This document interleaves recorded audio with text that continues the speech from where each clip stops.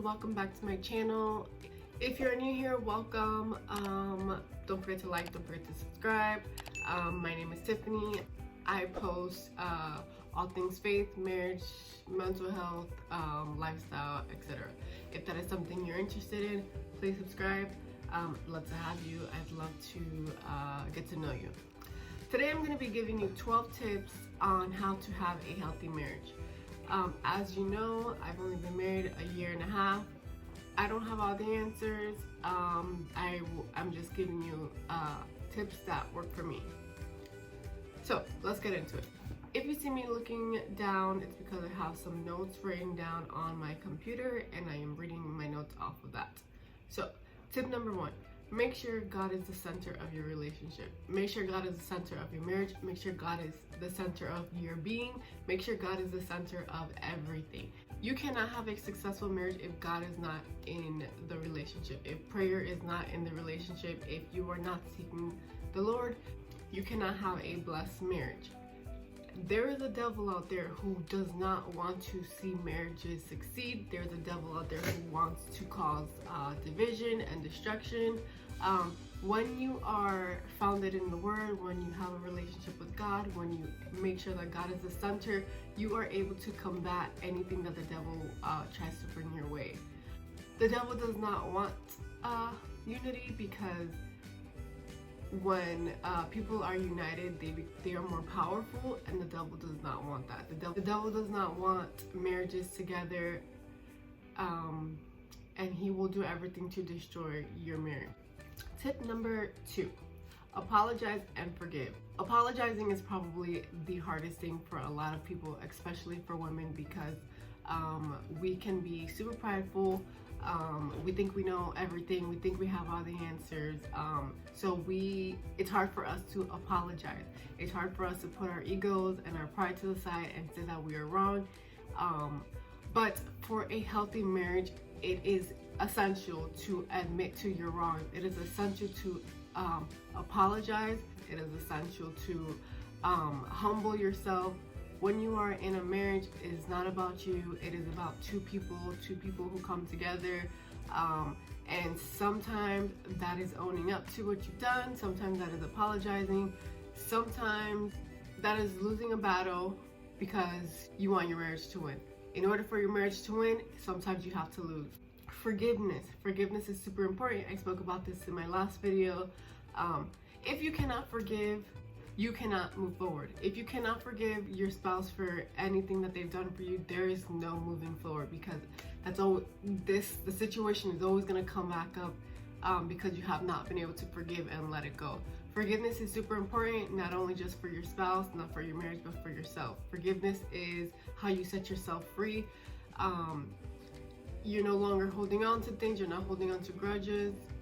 Forgiveness is very, very, very important. Work on forgiveness. Work on forgiving your husband.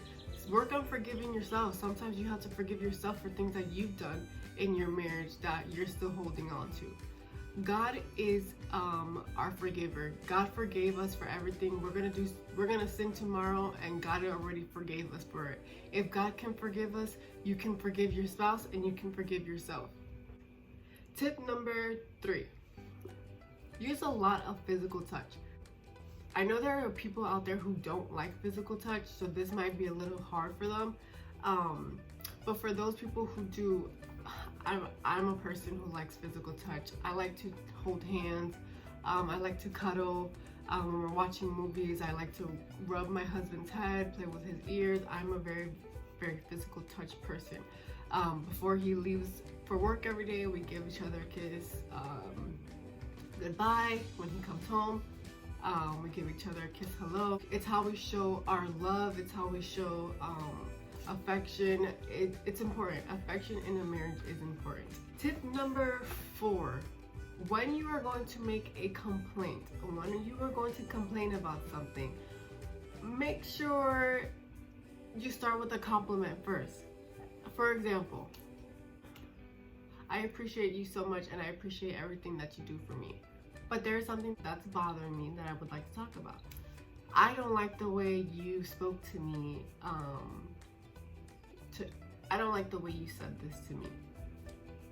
If you address the complaint, if you address the situation in that tone, in that manner, if you approach it that way, there's less room for your partner to be defensive, and instead of just reacting, he's actually going to listen and respond. Always compliment your husband first. Always approach the complaint or the situation in a calm, respectful manner. There's no need to attack. There's no need to raise your voice. There's no need to be hostile or be aggressive. Number 5, this kind of goes into tip number 2. Number 5 is don't hold grudges and don't sweat the small stuff. It is so easy for our husbands to get on our nerves. They can do something so small and it just sets us off.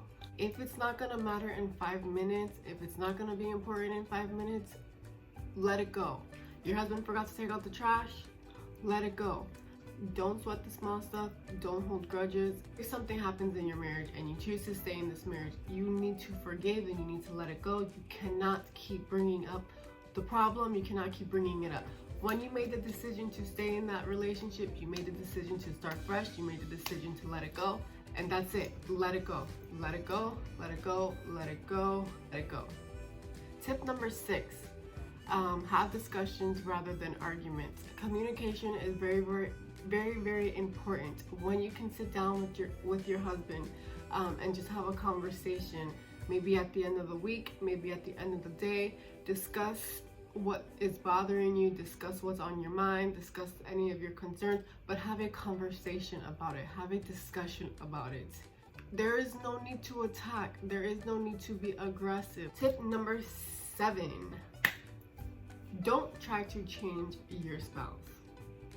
Example, when we first started dating, my husband knew that I was Christian. He knew that I was into church. My husband also was. He was kind of in the beginning of discovering his faith, and he just got baptized. We'd go to church together, but we were on different pages. I was more, going to church 2 times a week. I would do church events. I would teach in the class or teach the children's class. I was super into church, and my husband was not. He knew a deal breaker for me was we had to be involved in church. We had to go to church. We had to have God as the center of our relationship. He knew this. He understood this.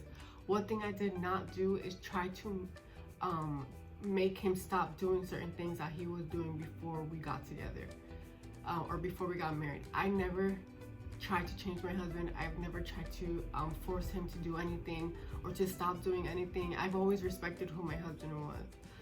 Do not try to change your spouse, because that is where resentment starts to grow.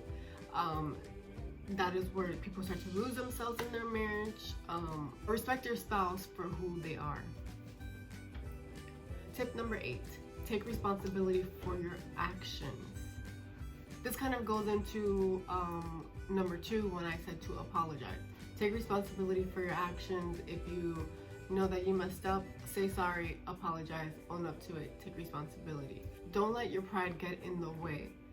Take responsibility. Just take responsibility for your actions, apologize, own up to when you're wrong, admit to it, and then move on from it. Number 9, listen without interrupting. That is super important when a conversation is happening. Do not listen just to respond. Listen, wait till your spouse finishes what they're saying. Really listen, actively listening to what they're saying, and then discuss what was said. Don't listen to what your spouse is saying and then cut them off in the middle of them talking. It's super important to let each other just release what they're feeling. It is very important to just hear each other out, because again, resentment can happen when the person is not feeling heard in a relationship. This was something that we had to work on in the beginning of our relationship. Learn how to communicate without interrupting. Number 10, compromise. This is very important. That goes without saying. You have to put your feelings to the side sometimes for your spouse. and you have to compromise for your marriage. Marriage is not about one person. Marriage is about two people, and it's about two people coming together and figuring out something that works for each other and works for the marriage. You cannot always think about yourself. You cannot always think about what you want. It's about what works for the marriage. Number 11, this is my favorite topic, is learning your spouse's love language. If you have not heard about this, I encourage you to read The 5 Love Languages by Gary Chapman. This book is so insightful. I've learned so much from this book. So basically, everyone has their own love language. My love language is personal touch and spending quality time together. Everyone has their own specific love language. If you do not know what your spouse's love language is, then you can do everything. You can do whatever you think works for this marriage, and nothing is ever going to work because you are not speaking your spouse's love language. I need personal touch. I need quality time together. When my husband was in Germany, it was so difficult for me. It was so hard for me to feel loved. It was so hard for me to connect with him. It was just such a hard season in our relationship because we were so far. My love language was not being fulfilled. I felt like I was not being taken care of. He did not love me because my love language was not being fulfilled. In a long distance relationship, quality time works because you can FaceTime, you can watch movies together. We used to watch movies on FaceTime together. We used to fall asleep on the phone together, but it was very hard for us to continue or to keep that up because there was a 6-hour time difference. So it was so hard for us to make it work because throughout the day I was at work, he was at work. When he got off of work, he had free time, but I was at work. And then when I got off work, he was going to bed. So it was very, very hard for us to make it work. But now that we are together, we kind of understand each other's love language more. My husband knows that I need quality time. My husband knows that I'm a very physical touch person. He works hard at trying to give quality time. Of course, I let him do his own thing. I let him have his own time to himself. But yes, learn your partner's love language, learn your spouse's love language, speak your spouse's love language. Again, I encourage you to read that book.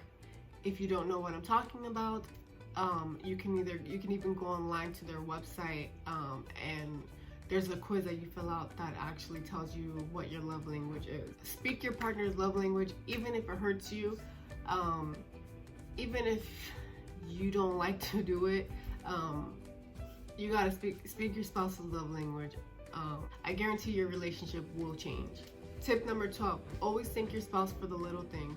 I do this all the time. I thank my husband for taking out the trash. I thank my husband for washing the dishes. I thank my husband for vacuuming. I thank my husband for working hard. I thank my husband for taking me to the store. I thank my husband for everything. Because I want my husband to feel appreciated. I want my husband to know that I do not take anything that he does for me for granted. And I want him to know that I think he is an amazing husband, because he is. But I always want him to know that he is appreciated, and I am so grateful for him. That's all I have. I hope you learned something from this. I hope there's a few things that you could take from it. If you like this video, please don't forget to give it a like, subscribe, comment, share, and I thank you for watching, and I'll see you in my next video. Bye.